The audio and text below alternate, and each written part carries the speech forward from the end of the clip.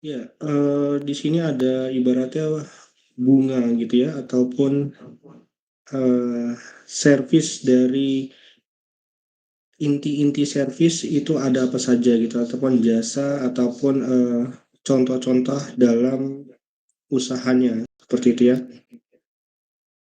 Jadi di sini ya kita bisa memberikan informasi, konsultasi, ataupun pelayanan, pembayaran dan lain-lain seperti itu.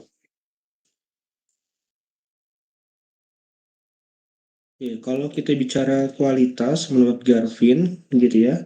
Jadi ya memang kalau di mata kuliah PPK itu ada 8 dimensi kualitas menurut Garvin untuk produk gitu ya. Tapi di sini ada dimensi lain ataupun variabel-variabel lain untuk menilai dari suatu kualitas gitu ya. Bisa saja dari user base-nya, product base, manufacturing base, dan lain-lain. Jadi seperti yang teman-teman baca yang ada di layar teman-teman.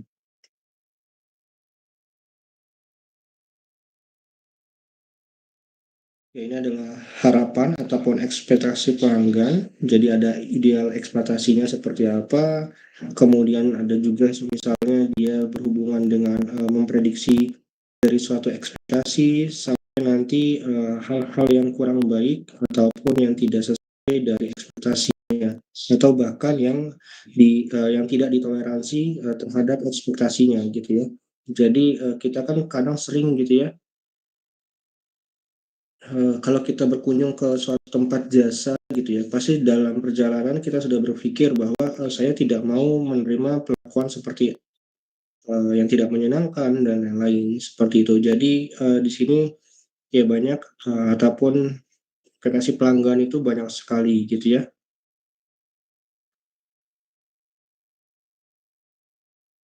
Ya, kemudian ada determinan dari ekspektasi pelanggan. Teman-teman di sini bisa dibaca atau melihat ataupun secara mengartikannya gitu. Jadi di sini adalah beberapa cara untuk memenuhi ataupun mencari tahu sebenarnya keinginan customer itu seperti apa gitu ya. Misalnya ada personal needs ataupun kebutuhan-kebutuhan individu, kemudian ada juga yang situasi faktor situasional ataupun ya faktor-faktor yang insidental ataupun bahkan word of mouth gitu ya. Word of mouth ini ya, ataupun word of mouth gitu ya, ataupun kalau bahasa kita, omongan tetangga lah gitu ya, bisik-bisik tetangga gitu ya. Kenapa? Karena, saya juga pernah mengatakan gitu di kelas bahwa pada dasarnya kalau kita berbicara terkait dengan suatu pelayanan, maka kita akan menerima omongan-omongan dari pihak lain gitu ya. Ya misalnya, Chris John gitu ya, misalnya Chris John ke rumah sakit Airan gitu ya, dia menerima perlakuan yang baik gitu ya, perlakuan yang menyenangkan, maka dia akan menyampaikan ataupun tanpa diminta kadang-kadang mungkin dia akan bercerita kepada temannya, oh kemarin saya diperlakukan seperti ini gitu, diberi kemudahan dan segala macamnya.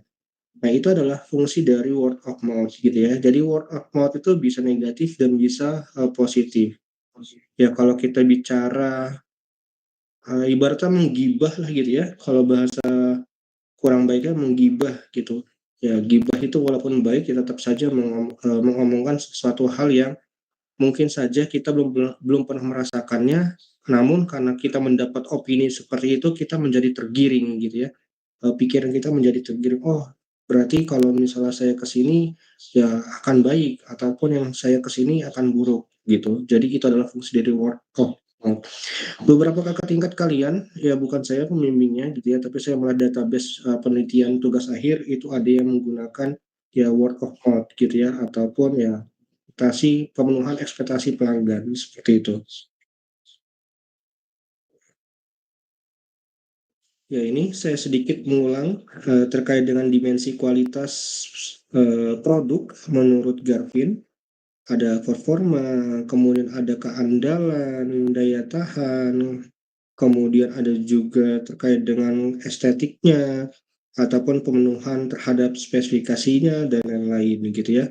Ya harapan saya ini jangan dilupakan 8 dimensi Garvin ini ya karena beberapa hal ya akan mempengaruhi ataupun ada hubungan dengan beberapa tugas akhir seperti itu ya. Jadi ya kalau kita bicara terkait dengan kualitas baik itu jasa ataupun produk ya akan melihat beberapa dimensinya seperti itu. Ya, ada juga dimensi kualitas menurut Parasuraman Zaitham Berry di tahun 1988 itu ada reliabilitas, daya tanggap, kompetensi, tes, kesopanan, komunikasi, kredibilitas, keamanan, kemampuan memahami pelanggan, dan tangibles. Seperti itu. Ini ada beberapa dimensi kualitas. Namun, dari dimensi yang kualitas ini nanti akan mengerucut menjadi 5 menurut para suraman gitu ya. Ya, jadi nanti menurut para suraman akan muncul 5 dimensi para suraman dan kawan-kawan gitu ya. Ini walaupun namanya terlihat suatu para suraman ya identik dengan suatu suku di Indonesia, tapi ini bukan orang Indonesia gitu ya.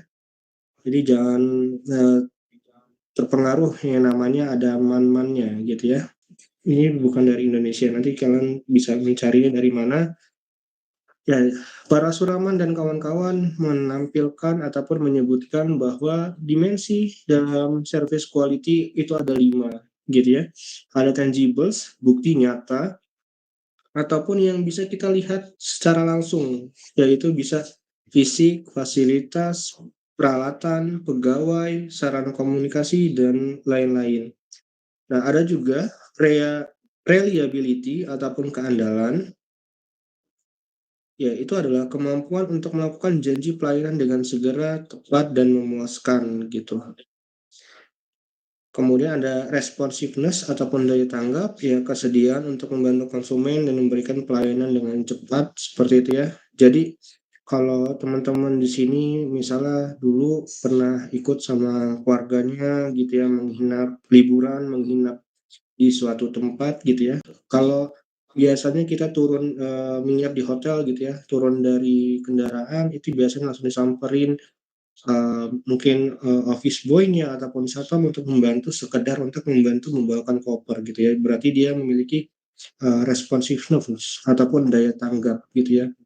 Ya, sebenarnya ini bukan hanya pekerja-pekerja di bidang jasa saja gitu ya untuk daya tanggap. Kita sebagai akademisi, sebagai mahasiswa, sebagai dosen, tentunya harus bisa juga tergerak gitu ya. Ini di luar dari dimensi kualitas gitu ya. Ya, kadang kita melihat teman kita kesusahan dalam artian kesusahan yang positif gitu ya. Jangan sampai teman kita melakukan kesalahan, kesulitan mendapatkan suatu sanksi, ya kita membantu untuk mengakali peraturan dan segala macam gitu ya. Tapi lebih kita bagaimana daya tanggap kita kepada teman-teman kita yang sulit dalam artian yang benar-benar kesulitan itu bukan hal yang merugikan pihak lain juga seperti itu. Kemudian ada assurance ataupun jaminan pengetahuan, kemampuan, kesopanan, sikap dapat dipercaya dari staf, bebas dari bahaya resiko dan ragu-ragu gitu ya.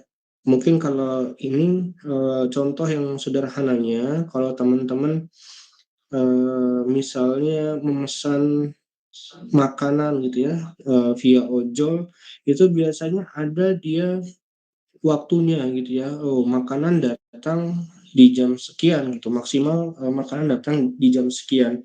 Ya itu adalah suatu bentuk assurance ataupun jaminan, oh bahwa kalau saya pengen makan, kalau saya mau memesan lewat ojol, berarti waktu yang saya tunggu sekian gitu. Jadi seperti itu untuk assurance. Nah, ada juga empati, di mana perhatian antar individu, kemudahan komunikasi, pemahaman kebutuhan konsumen gitu ya. Jadi kita melakukan eh, kira-kira apa sih yang bisa kita bantu dalam artian empatinya di sini adalah perhatian gitu ya. Kita memberikan perhatian yang lebih baik dari pihak lainnya seperti itu. Jadi itu ada dimensi kualitas, service quality ini ada 5, tangible, reliability, responsiveness, assurance, dan empati. Nah, ini tadi di mana assurance kebagi menjadi beberapa poin ataupun cakupan gitu ya. Dari kompetensi mencakup kepemilikan keterampilan. Jadi ya kita kalau kita bicara assurance jaminan ya kita harus punya kompetensi dulu gitu.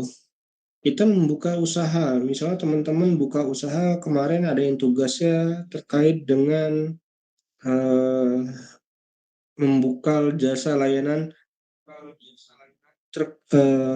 tutor gitu ya, semacam tutor gitu. Ya, sebelum kita memberikan tutor, ya tentunya kita harus bisa juga, ataupun kita harus paham dulu materi yang akan disampaikan, seperti itu ya. Jadi itu adalah kompetensi kita sehingga kita bisa memberikan tutor. Ataupun ada courtesy, mencakup kesopanan, rasa hormat, perhatian dan keramahan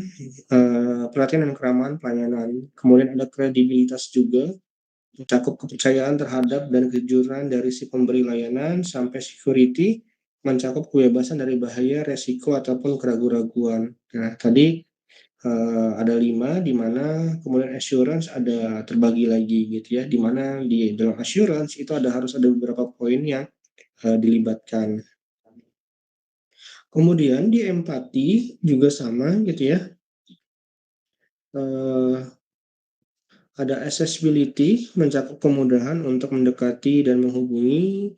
Kemudian ada communication skill, yaitu mencakup pemberian informasi kepada pelanggan dengan bahasa yang dapat dimengerti dan mendengarkan tanggapan dan pertanyaan pelanggan gitu ya. Dan kemudian yang terakhir ada understanding the customer, atau di sini dikatakan mencakup perlunya usaha untuk mengetahui pelanggan dan kebutuhan khususnya gitu.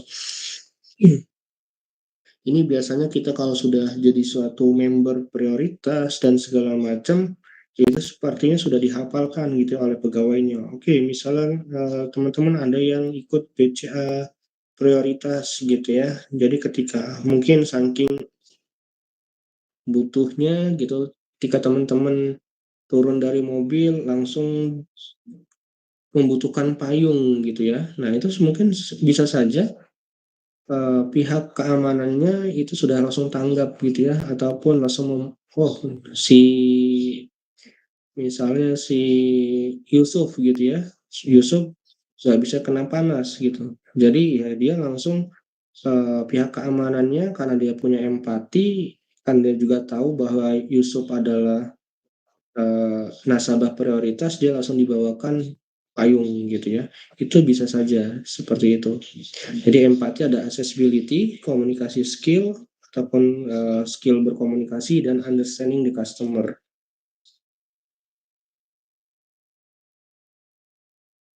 Ya, di sini ada beberapa faktor penyebab buruknya kualitas layanan. Jadi yang pertama adalah produksi dan konsumsi yang terjadi secara simultan, intensitas tenaga kerja yang tinggi, dukungan terhadap pelanggan internal kurang memadai, gap komunikasi, memerlukan semua pelanggan dengan cara yang sama, memperlakukan semua pelanggan dengan cara yang sama, perluasan ataupun pengembangan layanan secara berlebihan, visi bisnis jangka pendek gitu ya. Ini adalah beberapa faktor penyebab buruknya kualitas gitu ya.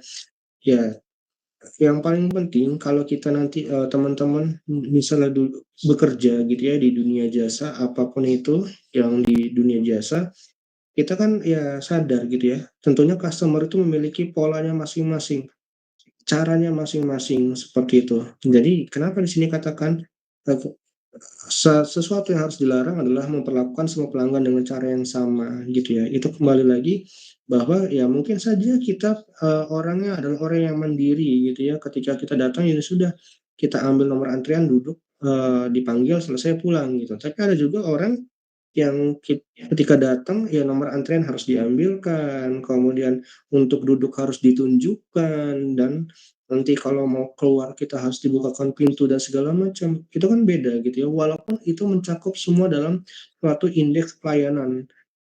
Ya saya rasa sebelum kita bertugas bekerja pasti adanya SOP-SOP yang dikerjakan seperti itu. Ya inilah beberapa contoh bagaimana terkait dengan faktor yang bisa saja membuat kualitas pelayanan menjadi buruk, seperti itu.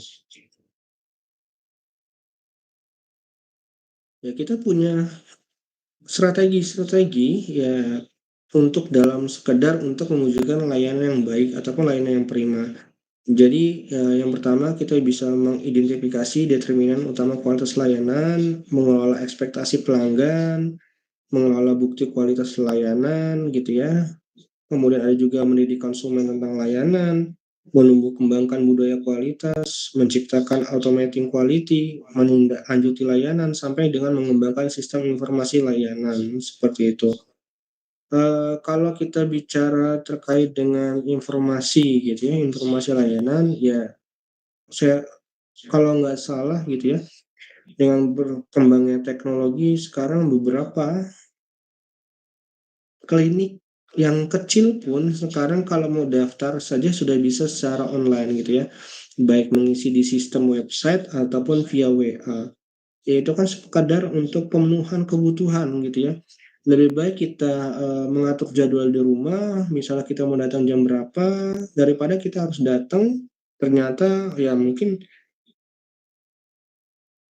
misalnya petugas kesehatannya belum datang ataupun antrian terlalu panjang, itu kan bisa kita hindari gitu ya, jika kita punya suatu akses layanan informasi yang lebih cepat seperti itu. Nah, jadi seperti itu, Mas Mbak, banyak sekali caranya. Ya kayak kemarin kalau teman-teman sudah membuat UTS, tugas UTS project-nya gitu ya. Oh, bagaimana nih kalau kita nanti kita evaluasi gitu, dalam mengevaluasi bagaimana sehingga mendapatkan eh, langkah-langkah untuk memperbaiki kualitas ataupun menjaga kualitasnya tetap baik seperti itu.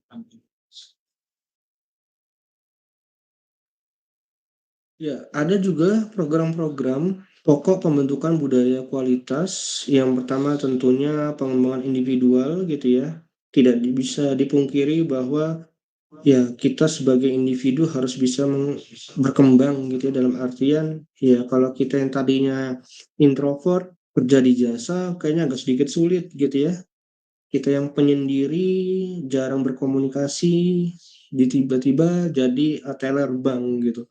Ya mungkin bisa saja gitu ya, mungkin bisa saja. Tapi harapannya adalah ketika kita tahu gitu ya, selama ini kita di kuliah di kosan, ya kuliah, belajar, selesai, pulang ke kosan lagi, nanti ada kuliah, datang lagi ke kampus gitu ya. Sehingga ya cara kita berkomunikasi mungkin terbatas gitu ya. Makanya kita butuh pengembangan individual.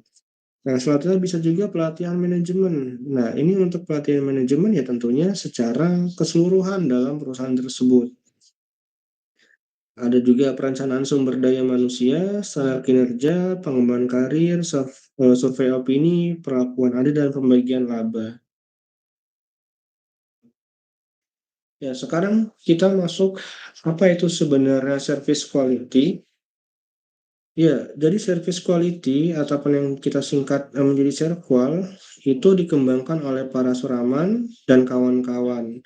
Jadi dia ada bertahap gitu ya, tidak langsung ya namanya ilmu teori itu kan pasti akan dikembangkan gitu ya, disempurnakan. Jadi ada di tahun 85, 88, 90, 91, 93 dan sampai 94.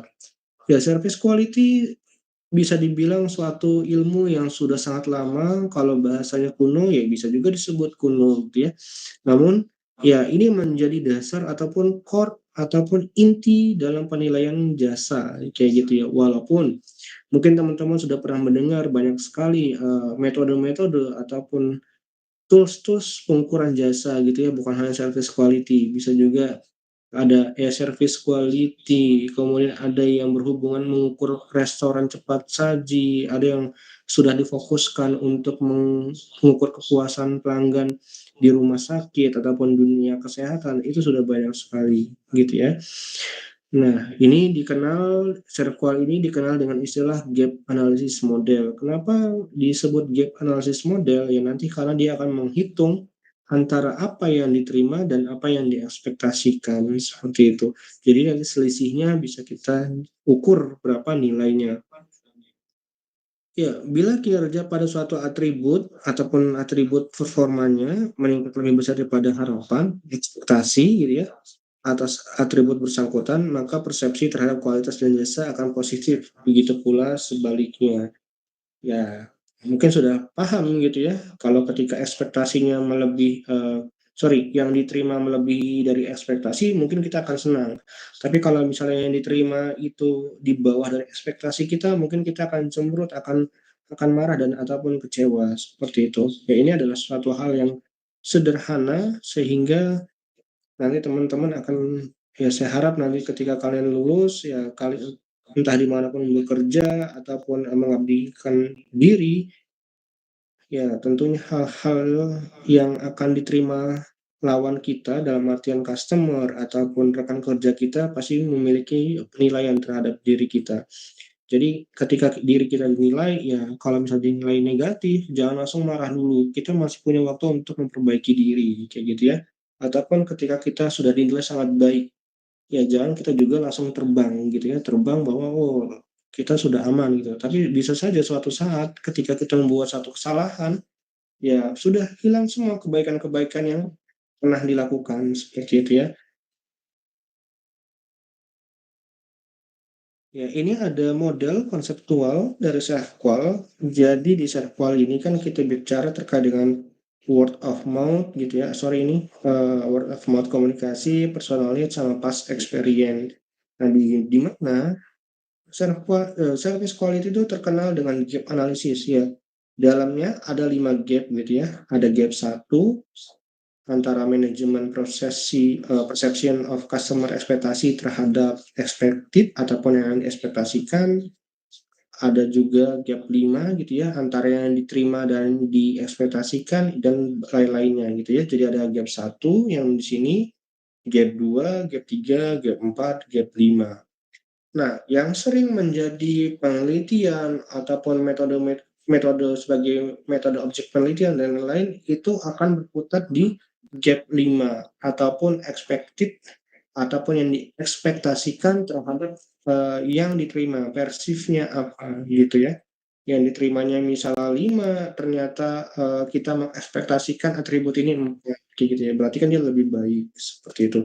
Jadi nanti kita akan fokus di gap 5 antara ekspektasi dan apa yang diterima. Seperti itu rekan-rekan sekalian. Nah, ini bisa dibaca gitu ya. Ada gap satu knowledge gap, gap 2-nya standar gap, gap 3-nya delivery, gap 4-nya adalah komunikasi, dan kelima adalah service, di mana yang gap kelima itu adalah gap antara jasa yang dirasakan dan jasa yang diharapkan.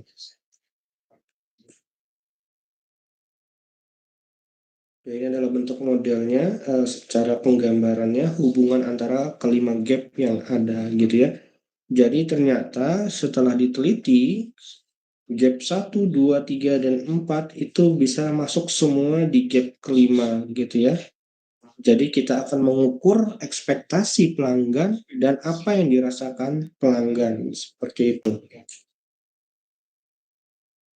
Ya, ini adalah contoh atribut ataupun pertanyaan kuesioner gitu ya. Karena kan kita bisa dibilang jasa itu kan tidak terukur gitu ya. Sehingga kita bisa membuatkan pertanyaan-pertanyaan berdasarkan 5 dimensinya tadi gitu ya. Ya, misalnya tangibles gitu ya. Di tangibles the office is attractive gitu ya, ataupun kantornya bagus ataupun yang lain-lainnya gitu ya. Ataupun tangibles yang berikutnya the employees are well dressed ataupun pakaian dari eh, kerjanya itu bagi sopan, santun dan lain-lain gitu ya. Ya, ada juga reliability gitu ya, ya terkait dengan keandalannya. Kemudian ini juga ada responsiveness gitu ya, masuk misalnya dia ada beberapa atribut gitu ya, nanti teman-teman bisa membaca perbedaan-perbedaannya. Ada assurance gitu ya, bagaimana jaminan, sampai nanti di empati gitu ya. Ini ada contoh-contoh pertanyaannya di kuesioner seperti itu. Ini adalah 5 dimensi. Nah, nanti dari dimensi itu kan kita akan mengisi antara nilainya gitu ya. Akan menilai antara ekspektasi dan yang dirasakan gitu. Nanti akan kita lihat contohnya.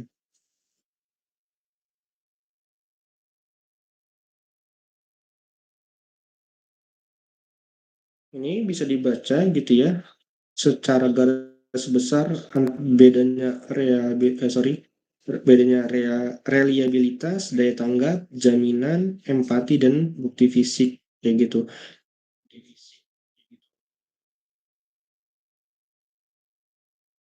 Dan bentuk statement dari setiap dimensi yang ada.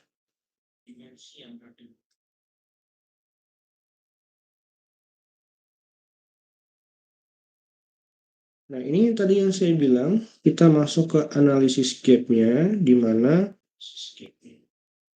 ya menganalisis gap antara dua variabel pokok yang tadi saya bilang expected ataupun diekspektasikan sama perceived, apa yang dirasakan gitu ya, ataupun yang dipersepsikan nilainya berapa. Jadi kualitas itu P dikurang E gitu ya, perceive dikurangkan dengan ekspektasi ataupun ya persif dikurangkan ekspektasi.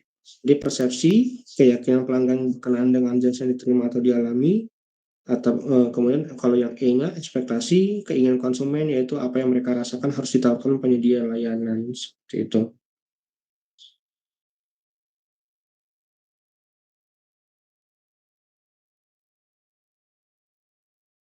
Ya ini ada eh, cara mengukurnya yang lainnya gitu, walaupun sebenarnya agak sedikit mirip saja. Pasti nilai persif dikurangkan dengan nilai expected dan lain-lainnya. Kalau yang di sini ada adequate-nya ataupun desire-nya. Nah, sekarang kita masuk contoh. Contoh dalam artian nanti kalau kita membuat kuesionernya gitu ya. Instrumen secara kualnya ini adalah contoh dengan format 3 kolom gitu ya. Jadi tingkat jasa minimum, tingkat kinerja jasa minimum yang Anda anggap memadai. Jadi misalnya layanan yang cepat bagi pemegang polis, yang pengen minimumnya seperti apa, kemudian yang dirasakan, yang saya inginkan seperti apa, dan persepsi yang harus kita nilai itu berapa. Tapi ini jarang memakai yang 3. Seringnya adalah menggunakan yang 2, karena tinggal dia akan hanya mengurangkan tadi kualitas, itu adalah P dikurang E gitu ya. Jadi di sini ada dua bentuk layanan yang cepat bagi pemegang polis, tingkat jasa yang saya inginkan, ekspektasikan, dan persepsi saya atau apa yang dirasakan. Nah, di sini mungkin ada sedikit hal yang saya ingin sampaikan gitu ya. Mungkin beberapa juga pernah saya sampaikan di kelas di luar mata kuliah kualitas jasa. Sebisa mungkin teman-teman kita kalau membuat kuesioner itu skala Likert-nya adalah bilangan genap kayak gitu ya. Jangan dibuat angka ganjil, karena kalau dibuat angka ganjil ya kemungkinan akan ada kecenderungan mengisi normal. Oh Pak, bagaimana kalau genap? Ya pasti kan akan dipilih akan setuju ataupun tidak setuju. Iya, memang seperti itu. Karena begini, kalau kita akan hanya berfokus kepada, oh kita main aman, normal, normal, normal gitu ya, misalnya di angka tengahnya, ya kita nggak tahu nih kondisi kita sebenarnya itu seperti apa, kayak gitu. Lebih baik penilaian kita itu 2 daripada 3 gitu ya, daripada baik, normal, jelek, lebih baik, baik, lebih mudah dihitung ataupun diperbaiki adalah antara baik dan jelek daripada di tengah-tengah, kayak gitu. Tapi ini beberapa dosen mungkin juga ada yang menyarankan ganjil, ya silakan saja gitu ya. Tapi kalau saya prefer itu di angka genap. Nanti banyak sekali kenapa angka genap lebih diutamakan daripada angka ganjil gitu ya. Ini mungkin saya sedikit sampaikan gitu ya, karena di PPT ini contohnya 9 gitu ya angka ganjil. Karena bisa saja kemungkinan ataupun ada kecenderungan si responden mengisi di antara 456, 456, 456 seperti itu. Dia main di angka aman, di angka tengah seperti itu, Mas Mbak.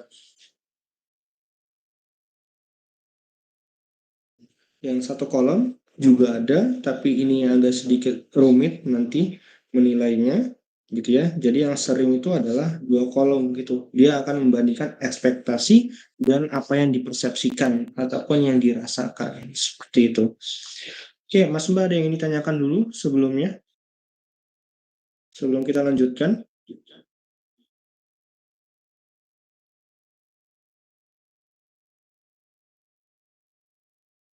Oke, saya rasa bisa dipahami gitu ya, Mas Mbak, karena ini seingat saya juga kemarin teman-teman sudah bikin hoki, juga sudah bikin menggunakan kuesioner. Ya ini bentuk kuesioner kalau kita bicara service quality gitu ya. Oke, kalau tidak ada yang ditanyakan, kita lanjutkan dulu.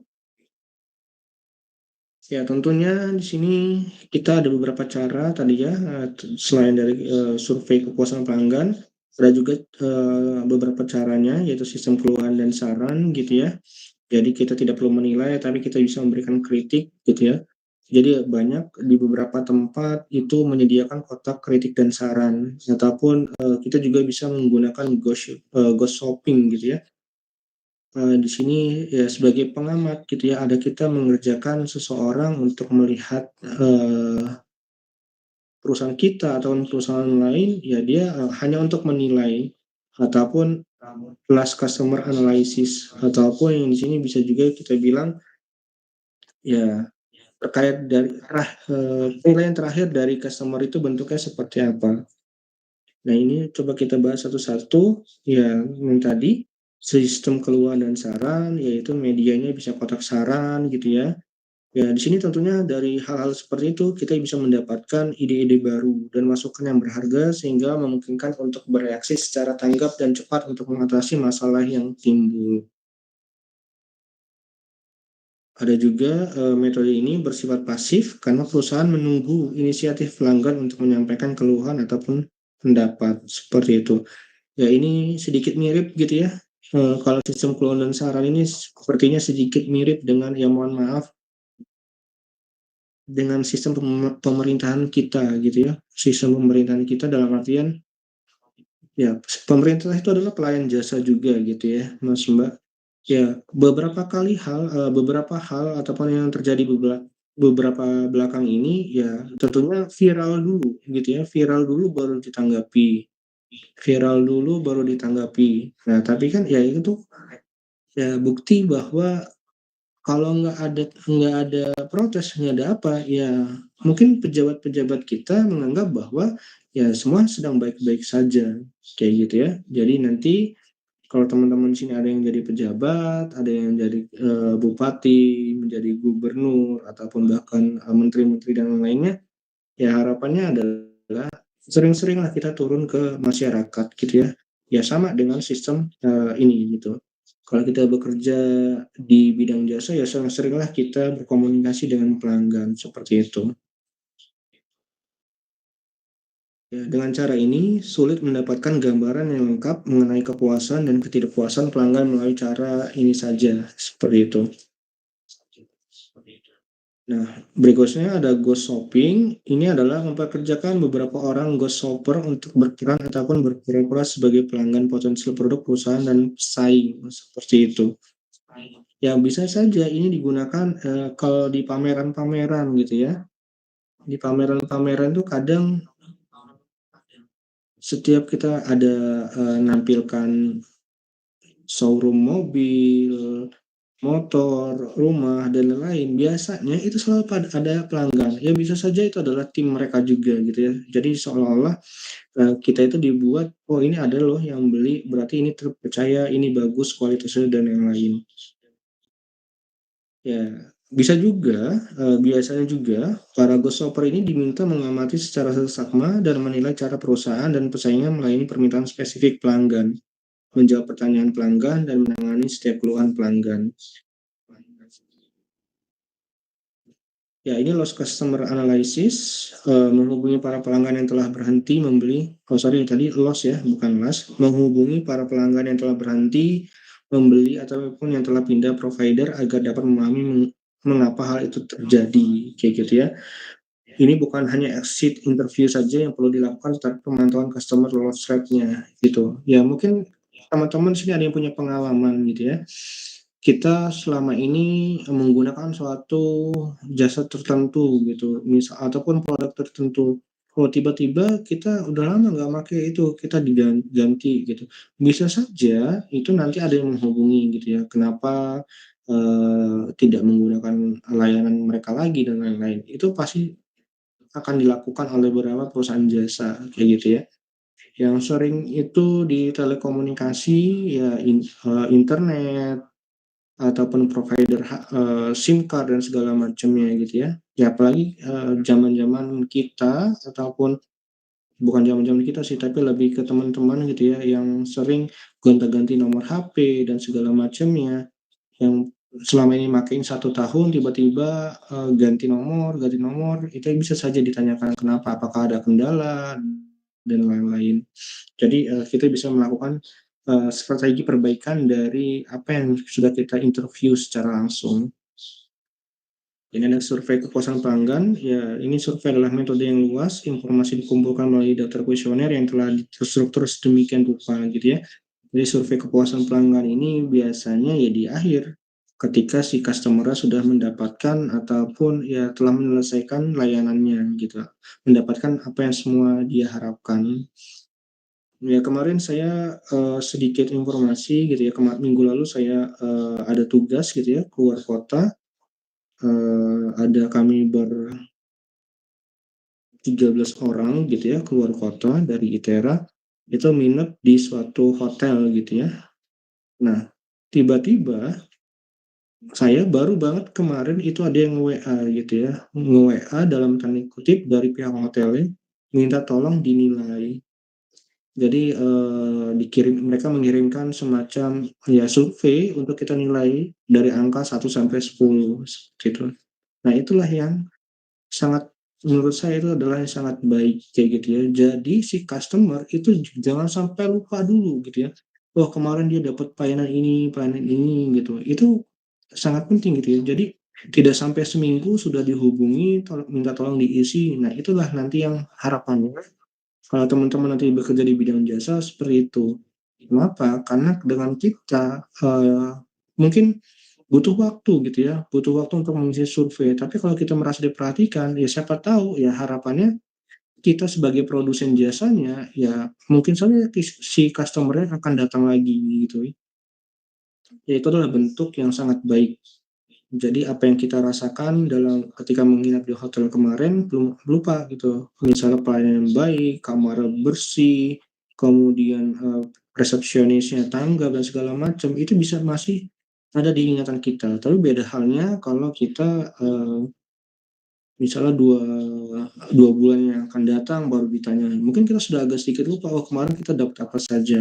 Ya ini juga termasuk salah satu yang menjadi kendala kita gitu ya di tracer study. Ya harapannya adalah ketika teman-teman lulus ya ataupun mendapatkan pekerjaan pertama segeralah mengisi tracer study gitu ya. Jadi tracer study itu ya untuk mengetahui nih tingkat kepuasan kita, kepuasan alumni terhadap ITERA, kemudian tingkat pengguna lulusan, misalnya bos-bos dari rekan-rekan segalanya, misalnya nanti misalnya ada yang kerja di suatu perbankan gitu ya, nanti bagaimana tanggapan bosnya terhadap diri kita dan segala macam gitu. Jadi harapan saya adalah teman-teman ya ini sudah masuk di semester 7 rata-rata ya, hampir semester 7 kebanyakan.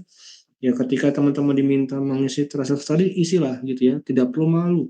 Oh saya belum bekerja, saya hanya usaha melanjutkan usaha orang tua, itu tidak masalah gitu Mas Mbak. Yang penting teman-teman bisa mengisi tracer study-nya. Dan harapan saya adalah diajak teman-temannya gitu ya. Karena kita nggak tahu kita mau memperbaiki prodi kita seperti apa, memperbaiki kampus kita ITERA seperti apa, kalau tidak ada masukan dari alumni seperti itu. Jadi harapan saya ya tetaplah diisi walaupun kita belum bekerja, sudah terlalu lama menunggu dan lain-lain seperti itu.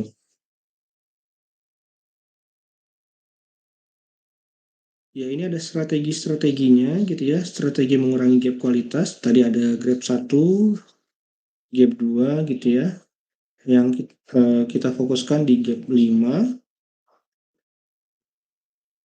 Sorry. Ya, ini ada beberapa gap gitu ya, beberapa gap yang bisa kita pelajari terkait dengan bagaimana menguranginya gitu ya. Kan pada intinya yang harus ditekankan adalah gap antara ekspektasi dan gap antara ekspektasi dan persif atau yang dirasakan itu sebisa mungkin kecil, eh, menjadi sangat kecil gitu ya. Kenapa kalau dibuat semakin kecil? Berarti apa yang kita ekspektasikan itu sesuai dengan apa yang kita rasakan. Seperti itu. Nah, tentunya nanti menjadi objek penelitian lain kalau kita sudah memberikan layanan yang terbaik. Ya, tentunya sekarang yang namanya TI gitu ya, teman-teman juga sudah pernah mendengar ada istilah yang namanya continuous improvement. Kita walaupun sudah bagus, pasti perlu yang namanya perbaikan, improvement secara berkelanjutan. Nah, seperti itu, teman-teman, terkait dengan bagaimana nanti kita menjaga ataupun mengurangi gap yang sudah ada. Ya, mungkin itu terkait dengan service quality gitu ya. Semoga nanti minggu depan akan saya cobakan contoh-contohnya gitu ya, baik itu dari kuesioner ataupun beberapa contoh penelitiannya. Mungkin dari Mas Mbak, silakan yang ingin bertanya.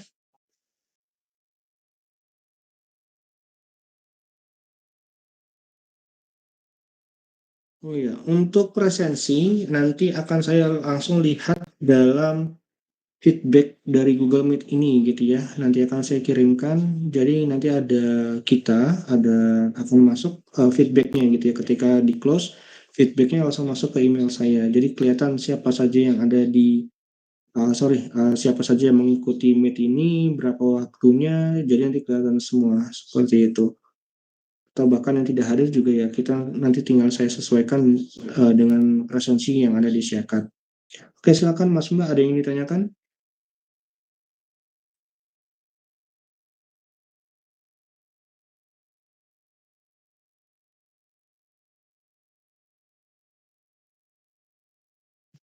Izin Pak, materinya boleh di-share gak Pak? Ya nanti di share Mas. Kan sudah ada ada Google Drive ya, nanti saya masukkan di Google Drive juga. Oke, Pak. Ada yang ingin tanyakan lagi Mas Mbak? Ya silakan Chris John. Baik Pak, izin bertanya Pak. Jadi kan service quality-nya Pak bisa dihitung melalui serve qual tadi Pak. Nah, apakah yang digunakan itu hanya serve qual Pak? Karena Kak, serve qual ini yang dicetuskan oleh Paras Rahman ini kan Pak tahun 90-an Pak. Sedangkan ada yang terbaru itu kalau nggak salah DIN-X. Apakah yang lebih valid itu pakai DIN-X atau serve qual Pak? Oke. Oke, benar Mas Chris John.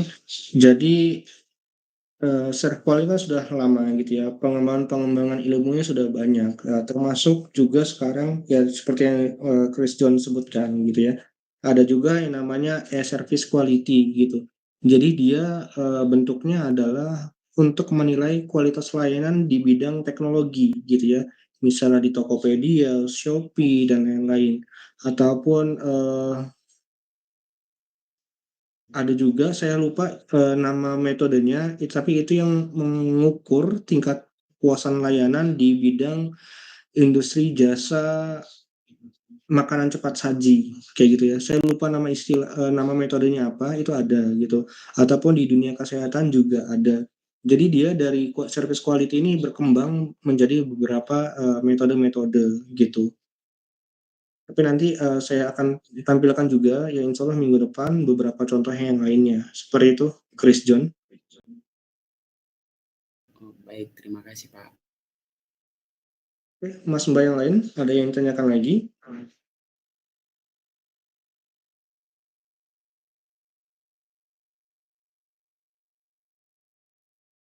Ya, nanti kita akan coba juga gitu ya, ada beberapa penilaian gitu ya, apakah teman-teman sudah bisa mengerti mana yang ya kita bisa bilang tangible, mana atribut masuk tangible, mana atribut masuk responsiveness dan lain-lain seperti itu.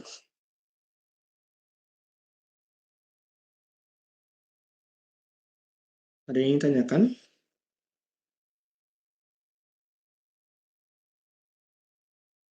Oke, kalau tidak ada yang ditanyakan, mungkin sekian gitu ya kuliah kita. Ya tadi saya sudah sampaikan ke kota kelas bahwa Materinya tidak banyak, hanya dasar dulu dari service quality ya.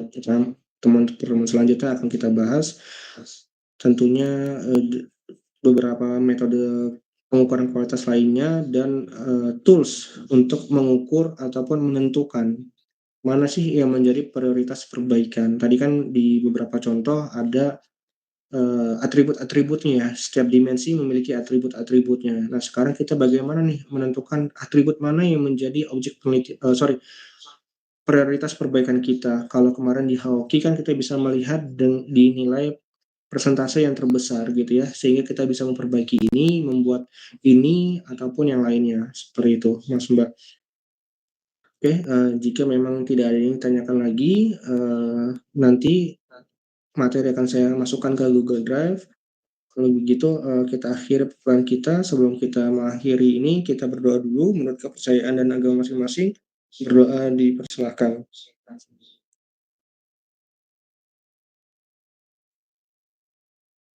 Berdoa dapat diakhiri. Terima kasih hadirannya Mas Mbak. Selamat siang saya ucapkan. Assalamualaikum warahmatullahi wabarakatuh.